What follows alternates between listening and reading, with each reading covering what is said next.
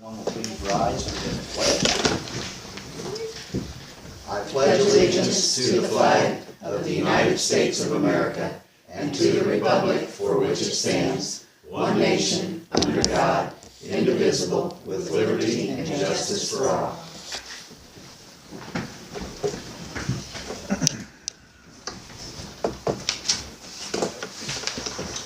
All right, first order of business tonight is to the approval of our minutes from the previous meeting. You have those in front of you. Are there any additions or corrections?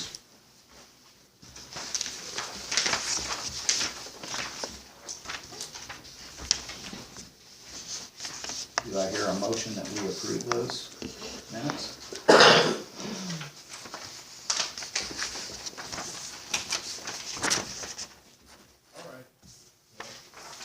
Make a motion we approve. For a second? All in favor? Aye.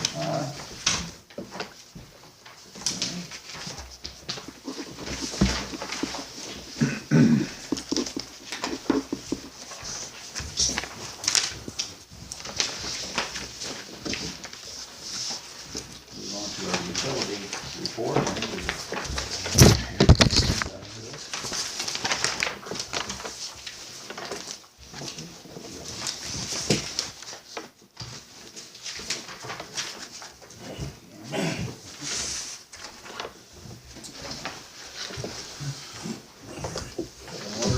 Plant's treated 584,060 gallons of water since January 10th. Our average daily usage is down to 41,718. Filters were backwashed on the 12th and 23rd. Water meters have been read for the month of January. Our annual inorganic compounds, volatile organic compounds, sodium, nitrate, and fluoride tests have been completed. We've repaired one meter pit and one broken meter, and I've completed all the locates for the water project. Triad has been here and mapped them with GPS. One thing I left off of here that I did get from them was the filter media, so you can see that. It's going to be about $1,790, so it's right in at the $1,800. That's the estimate from Peerless Midwest. I did go ahead and order that. We're looking forward to hopefully be here sometime next week.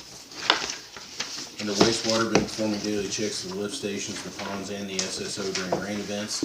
We have been released from our agreed order as of January 13th, and we will no longer be required to monitor the SSO during rain events. That letter is on the back of this report for you guys. Sewer plant's open, and we are discharging. The weekly sewer samples are complete. I've been doing some manhole inspections during rain events and have found several issues. Two of the biggest are unfinished manholes out at the subdivision on the north end out there. We were getting some depths when Triad was doing this work and doing the locates. We're going to repair those as soon as possible. But we've got two that have a cut in them that are for the line to continue, which has never been continued. And man, the water coming in those things is unbelievable, especially the last manhole on county line, west manhole, which is basically, it's about, not quite in the middle, but it's basically between the last house and the blacksmith. I mean, I was shocked. It is just running in. Yeah, we were doing some locates in the rain, and so I'm gonna be getting some locates called in on that and get the material to dig that thing up, dig the side. It's not a very deep manhole, but dig that up and get that thing sealed off and get that out of there. Under streets, we salted the street one time, and we're working on cleaning some storm inlets up. I've been working on that, and we're gonna have fluid waste out to do some line cleaning. Remove the parking, the permit parking sign from the Corral property on Indiana, and then I spoke with Steve Hartley about demolishing the Kane property, and I've contacted Miller Surveying, and it's going to be about $200 to $300 to stake that, which I think is going to be money well spent, since we're going to be demolishing all the way up to the neighbor. We got that shed, we've got some concrete and stuff over there, So I just think it would be best for us to know where the property line's at to head off any kind of issues there. And then, I'm waiting to hear from Vectren. I got a call into them for verification that the gas service was retired. Hopefully I'll hear from them tomorrow. I knew they were out when CSU was doing some work, and I think that service was retired, but we can verify that. The power's already been removed from the building, so possibly start next week on that. Those things, and then under building, we've had 2 inspections, 1 electrical inspection, 1 building permit inquiry, and then 1 zoning inquiry. And then I said the last page of my report there is that letter from IDEM. Good news. Not our release from our green order. All I have, unless you have any questions.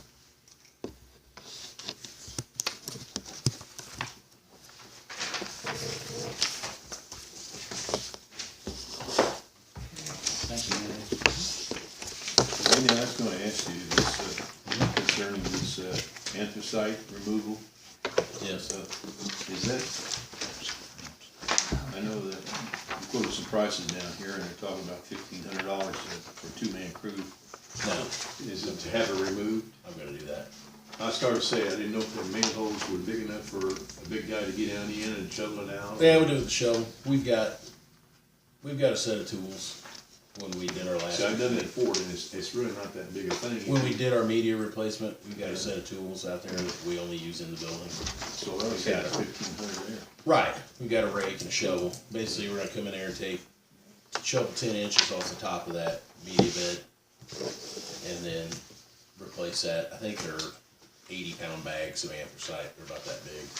Put them in there, rake it out, smooth it out. Then we'll have to chlorinate it and pull 2 consecutive back T-tests, no more than 24 hours apart. And then once they're clear, those 2 filters, we'll do 2 at a time. Those can go back into service, and then we'll take the other ones offline and do those. So it'll probably be split over a couple weeks with the test time frame and bringing them back into service. But no, we're not gonna, they put that in there. I'm not gonna utilize that. I'm just gonna do it ourselves. Yeah. That's a good deal.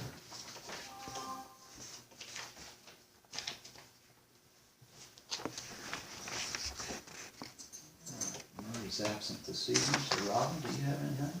Just real quick, I talked to Jim Higgins last week, and he, hopes to have something for you by the end of this week regarding, new fire services and stuff like that, so we can start working on that. He also said he's gonna reach out to, Jeff Peters one more time about getting all the information that he needs for the territory audit, and he said, so far, all he's got is just that one document that we've all seen, and he said it doesn't even make sense to him. So if Peters doesn't cooperate this last time, then we have to give it back to Manny, and that's when it's gonna go to litigation probably. And then, he is gonna work on putting together a TIF district for us, so we can see what that would look like for just, this section of Main Street. And hopefully, he said he'd have all that by the end of this week. What do you think would be a reasonable amount of time for Jeff to get this all together? Well, Especially since he's Jim been- doesn't really want Jeff to get it together for him.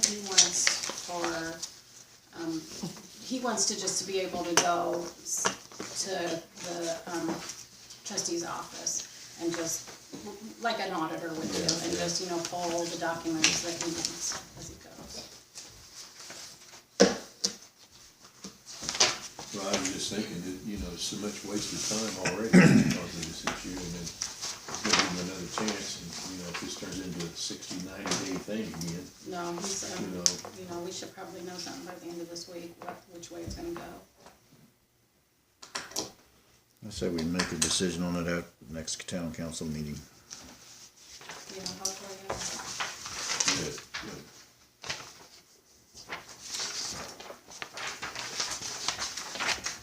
we did get triad signed, and I think that's what I missed today, UPS was Yeah, I put in them my sending emails.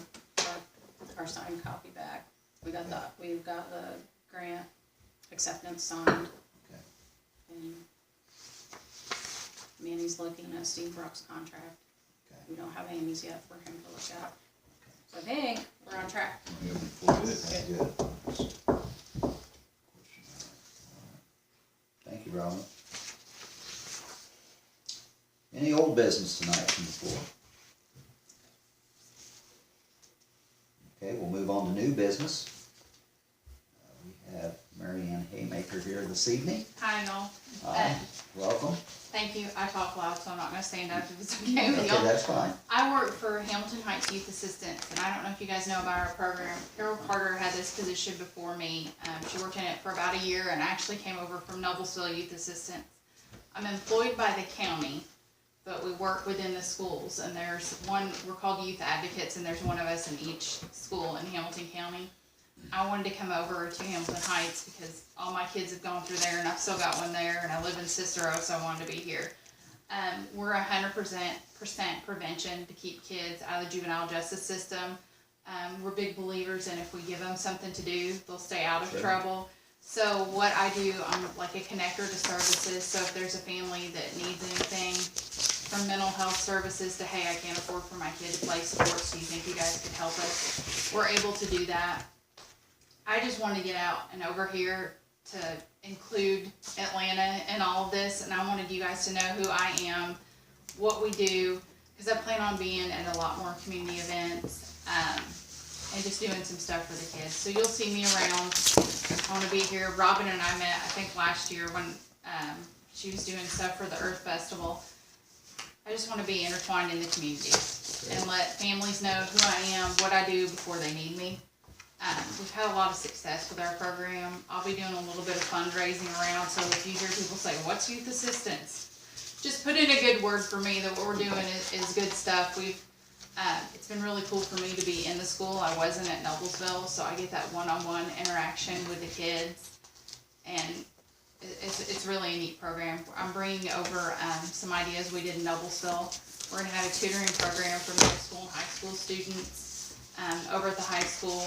We're doing a really cool thing, and I'll include you guys when we send out invitations. It's called a Youth Recognition Night, and what we're calling it is going to be the Impact Awards. And I'm taking what we did in Noblesville, but we'll have a student from each grade, from 4th through 12th, that a teacher or the guidance counselor nominates these kids. And they're kids that don't get awards. They're the kids that like made F's and now they're making C's, and we're going to celebrate that. Great. Or kids that have like a rough circumstance at home, but they're coming to school every day and they're trying really hard. Well, they don't know that the award is for them. It's so fun to be there because you see these kids like, oh, and they're coming in with their families. And when they figure it out, Youth Assistance provides a dinner for them and their families. We do a video, we did in Noblesville. I don't know if we'll do that here, if we'll just have them talk, the people that nominate them talking about how this, great this kid is. They get a plaque. I've got a sponsor that's giving them $50 gift cards per kid, and then we'll have like little goodie bags. You know as well as I do, small town America, they're going to be excited to get a little free ice cream cone from the Dairy Queen in Alexander. So we're going to have like as much little things as we can for the kids, and it's a total celebration for them. So I'm really excited about that. That's in May. And then we're going to start a kindness campaign at the middle school. If you've been a middle school girl, I know all you fellas can't relate, but it's a rough transition for girls. So we're going to actually bring in a program and do curriculum throughout the year, and it talks about the girls being nice to each other. And we're starting some things at the elementary school. I just did like an interactive board with the kids. It's taken off. It's just like encouraging words like don't give up or you matter, and y'all, it has been great. I've had to fill it up and fill it up and fill it up. So it's really catching on, and I feel like it's going to eventually, years from now, touch every kid that goes through Hamilton Heights. So I just wanted you guys to know who I am. If there's any events that you guys have or anything you need, please let me know. If you have a family that you know, hey, they need a little bit of extra help, please feel free to reach out to me. Robin has all my contact information, and my office is in the elementary school, so I'm not hard to find at all. Thank y'all for letting me speak. I appreciate it. Oh, you're welcome. Thank you. Awesome. does. Very, very needed, I'm sure. Thank you, Mary Ann. All right. We do have one adjustment tonight. Well, I have new business. Okay, go ahead. Last week on Wednesday, I went to a meeting for the Orange Baseball League that we have here, to represent the town. I read the letter that Fred had written. I'm really impressed with this baseball league. May 5th and through 7th and 12th through 14th, they are having, it's called One Orphan Invitational. They're taking children from the orphanage that they represent, letting them play ball. It's $5 as a gate fee. They're having the teams that they have there, which they now have 11 teams, make baskets, and it'll be a silent auction. All money that's sold from the silent auction, the gate fees, concession stand, will be going toward this orphanage. They're trying to get playground equipment for it. I'm really impressed. They have positive attitude, and I think it's great. They're going to be having these kids get to play ball. It's also to help them afford to play ball. And they're such a great group of people. They really are, and I think the town should be really proud that we let them take care of the fields for us, and I love seeing everything that's going on with the fields down there. And these people, they're great people, so I'm impressed. It was a lot of fun. Very. Appreciate you going. And you know, I might add to that, if you don't mind, not only are they doing a great job, but I think that's one of them organizations that, you know, reputation is very important. And when you got a group of people like Orange, and as the word gets out and people find out who they are, it's a reflection upon the town. And it never hurts to have a good reputation and a good reflection. So I'm like Jody. I'm very proud of it. I'm proud that I'm part of getting him established here on this board, and I think anything the town can do to support them, it would be a good thing. That's all I wanted to say. I'm very impressed with it. I think some good things are in store for our ball line. Fields are looking really nice. Yep, there's gonna be a lot of improvements made.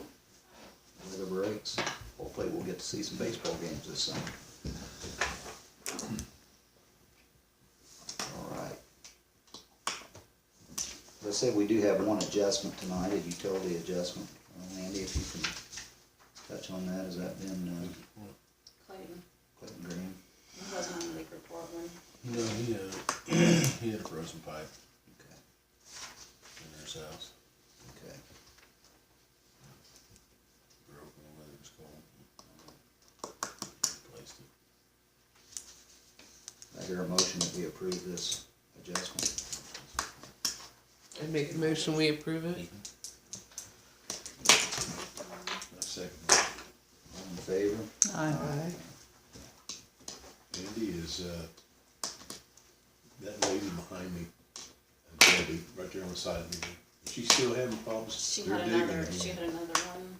Well, They're part of the digging out there. Well, part of the problem is, and I have to go to verify this to see if it was a weather issue, but the original leak she had, they never backfilled it. So, I mean, you can't have a water line with this much dirt on top of it. Well, she said she put a bunch of rock, somebody told her to put a bunch of rock on it, Well, that's the worst thing you can put and, on a water that's what I line. told her, is rocks. I mean, you can't find anything worse than There's no that. insulation with rocks. I know they're out there digging again, I didn't. Well, I think they have fixed, 'cause when I went past there today, it looks like somebody had a mini excavator or some piece of equipment, cause there were tracks. And I noticed all the dirt is backfilled and.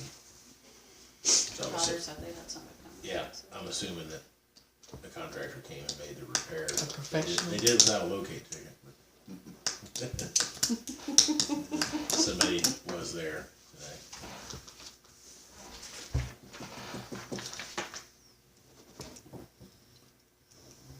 Any other new business tonight? Okay. Would someone like to make a motion to adjourn the meeting? I make a motion, sign the claims, adjourn the meeting. Is there a second? I second. All in favor? Meeting adjourned. That's correct.